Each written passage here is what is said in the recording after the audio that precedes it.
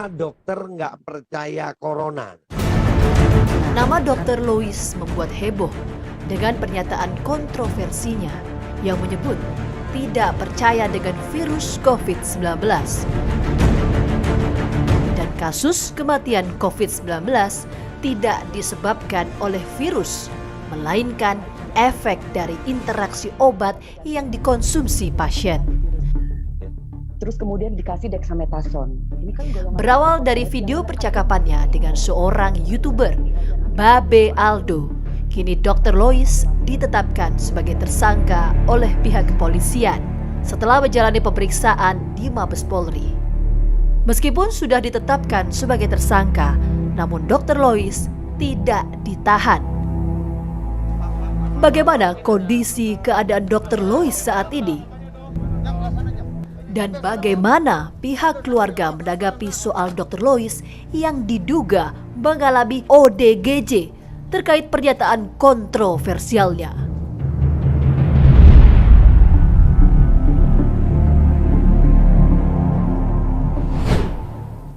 Nama Dr. Lois Owen belakangan terakhir menjadi perbincangan lantaran pernyataannya yang menyebut bahwa tak percaya COVID-19 dan menyatakan bahwa pasien COVID-19 yang dinyatakan meninggal dunia bukan karena COVID-19, melainkan interaksi obat.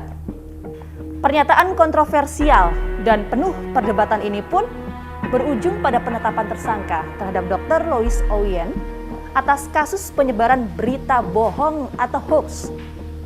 Tak hanya soal kasusnya, latar belakang kehidupan Dr. Lois Owen pun menjadi sorotan. Mulai dari anggapan bahwa Dr. Lois Owen mengalami gangguan kejiwaan, tak berdomisili, dan lain sebagainya. Bagaimana fakta sesungguhnya? Ikutilah episode fakta kali ini bersama saya Gina Vita.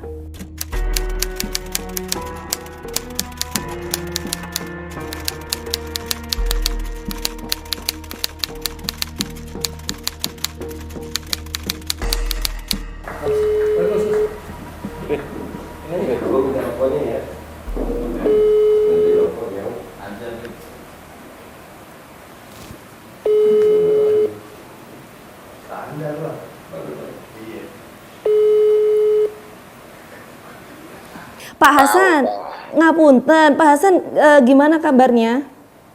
Alhamdulillah baik. Alhamdulillah baik. Bu, sehat ya Bu, Mbak Gina Vita. Iya, alhamdulillah sehat. Pak Hasan ini suami dari Ibu Lois atau gimana Pak?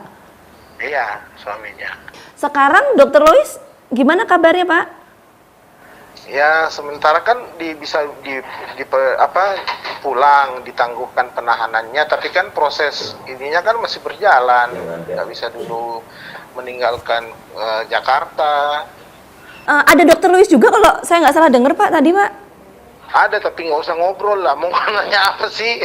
Mau nanya kabar aja Pak, kondisinya gimana sekarang, sehat Pak? Iya sehat. Sehat. Apa Pak aktivitas Dokter Lois sekarang Pak?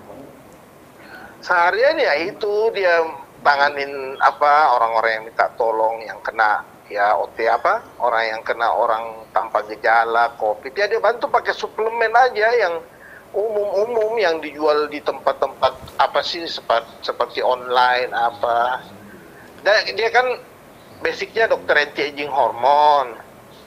Anti-aging itu kan artinya di Indonesia itu belum terlalu banyak ya, setahu saya. Jadi itu dia basicnya memang itu. Dia membantu ke teman-temannya aja, orang sekitar.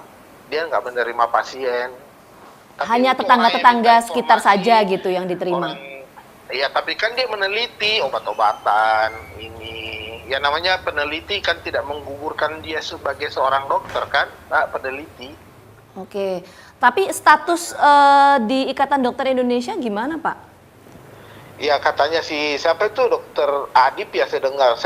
Dia tadi malam itu di TV One kan ditanya sama si Mbak Caca itu kan masalah status, masalah ini, dia bilang ya dia tidak menregistrasi, dia tidak membayar iuran, dia harusnya dari Tarakan pindah ke Jakarta gitu. Oh gitu. Itu belum dilakukan karena mungkin kesibukan, terus tahun lalu juga kan bapaknya meninggal. Itu memang kan ada terindikasi kolesterol yang tinggi. Jadi posisi kita waktu bapaknya kena stroke itu, kami di Jakarta, orang tuanya di Tarakan. Tapi waktu setelah bapaknya kena itu, Dr. Lois pergi jemput, dia tanganin bawa ke apartemen kami di Jakarta. Dirawat bapaknya yang akhirnya tidak bisa jalan, dia rawat dia, namanya kan dia dokter. Akhirnya bapaknya bisa jalan, udah 6 bulan, 7 bulan, udah ini pulih kembali, dibawa ke Tarakan sama adiknya, dilanjutin ke sana. Kalau tanggapan Bapak, Pak Hasan selaku suami Dr. Lois seperti apa kalau mendengar pernyataan dari sejumlah pihak mengatakan ada yang bilang mengalami gangguan jiwa lah dan lain sebagainya? Ya, itu kan pernah teman-temannya itu sama dokter itu, sama alumni pernah datang ke apartemen. Saya itu tinggalnya di dekat TV One loh. Oh, oke. Iya, dia itu datang nanya masalah Dr. Lois itu ada ini enggak sih, kelainan sih? Enggak, saya bilang enggak. Kalau ada teman-temannya, ya teman kayak keluarga lah, mau terapi hormon. Kan kalau hormon nggak perlu tindakan Mbak Gita ya. Ya, kan dia juga dokter kecantikan, dia juga ahli tanam benang, akupuntur, filler, botok. Kan dia udah pelajari semua itu. Oke, Pak Hasan, gini Pak Hasan, saya ingin minta konfirmasinya gini. Ini kan saya sempat nih membaca ada surat keterangan terbuka dari pihak keluarga yang mengatakan bahwa Dr. Lois ini memang mengalami beberapa kejadian yang bisa dibilang cukup berat, sehingga disebutkan bahwa ini mengganggu atau mempengaruhi mental psikis yang bersangkutan. Gimana itu Pak?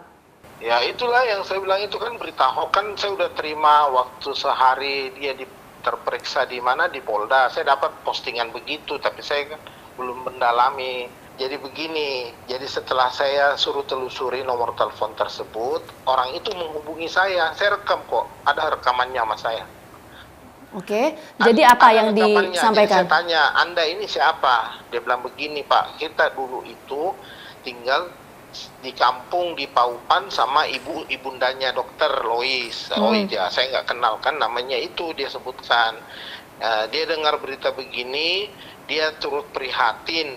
Saya bilang, kalau dari pihak keluarga Anda Anda tidak menghubungi pihak keluarga yang terdekat, tidak boleh membuat statement pernyataan begitu, sedangkan pihak keluarga sendiri kan pasti tidak mau membuat begitu. Nanti dianggapnya Dr. Lois ini memang ada gangguan kan, kalau ada pernyataan begitu. Langsung saya bantah, saya bilang nggak boleh. Ujung-ujungnya dia nawarin ini, kuasa hukum, ya ujung-ujungnya pengacara. Oh, Bapak nawarkan saya pengacara, nggak perlu Pak, nggak perlu repot-repot. Ujung-ujungnya itu Mbak Gina. Oke, itu tadi yang keluarga membantah ya Pak ya mengenai adanya tanggapan atau ungkapan yang disampaikan oleh sejumlah pihak bahwa Dr. Lois ini mengalami gangguan jiwa dan lain sebagainya begitu ya. Artinya selama ini kalau komunikasi dengan Dr. Lois lancar-lancar aja ya Pak ya? Karena ada juga Pak anggapan dari beberapa pihak yang mengatakan ketika dimintai keterangan oleh pihak kepolisian, terus seperti linglung, jawabannya itu kesana kemari gitu. Kali orang udah 2 hari 2 malam nggak istirahat. Coba Mbak Gina ditanyain begitu, pasti pusing lah Mbak. Saya aja datang ke situ aja udah capek. Saya lihat dia minta dibawain apa sih, selimut. Kan dia istirahatnya di musola, di lantai tidur begitu. Nggak ada alas itunya. Jadi saya pulang ngambil ke sana dan ternyata nggak boleh masuk juga barang-barang seperti itu. Jadi saya cuma bawakan baju ganti aja kan. Nggak boleh Pak, gitu katanya. Pak Hasan, kalau boleh kita tahu Pak, kalau mau tahu soal latar belakang atau background pendidikan dari Dr. Lois itu gimana Pak? Bisa diceritakan nggak Pak? Taunya saya dari UKI. Oh, kuliahnya di UKI. 2004, tahun berapa? Dilantik dokternya apa sih? 2005 kayaknya. Oke, kalau gitu Pak Hasan sebetulnya ini kita pengen loh Pak ngobrol sama Dr. Lois, ngobrolnya kayak gini Pak, nggak ngebahas soal kasus. Itu ya sekali lagi saya tekankan, sudahlah, itu ranah polisi, biarkanlah polisi yang kemudian bekerja memproses kasus hukum ini. Artinya kita memang pengen mengenal dekat sosok dari Dr. Lois ini seperti apa gitu Pak. Ini dia lagi tidur. Nanti kalau dia udah rest atau gimana, dia udah kan berapa hari ya nggak tidur ya. Iya Pak, Ya. tadi Pak Hasan Orang cerita kalau sampai udah 2 hari ya tidur di... malam, bisa ngelantur nggak jawabannya Mbak? Mbak udah ngantuk-ngantuk ditanya bisa. Normal nggak? Saya bilang sama penyidik, Mas, lu coba 2 hari gua tanya lu A B C D pasti lu juga pusing. Iya sih Pak, bener. Iya, udah kan begitu, dia juga manusia. Pak Hasan, terima kasih banyak tadi waktunya sudah ngobrol panjang. Kita doakan semoga Pak Hasan, Dr. Lois juga sehat-sehat selalu sekeluarga.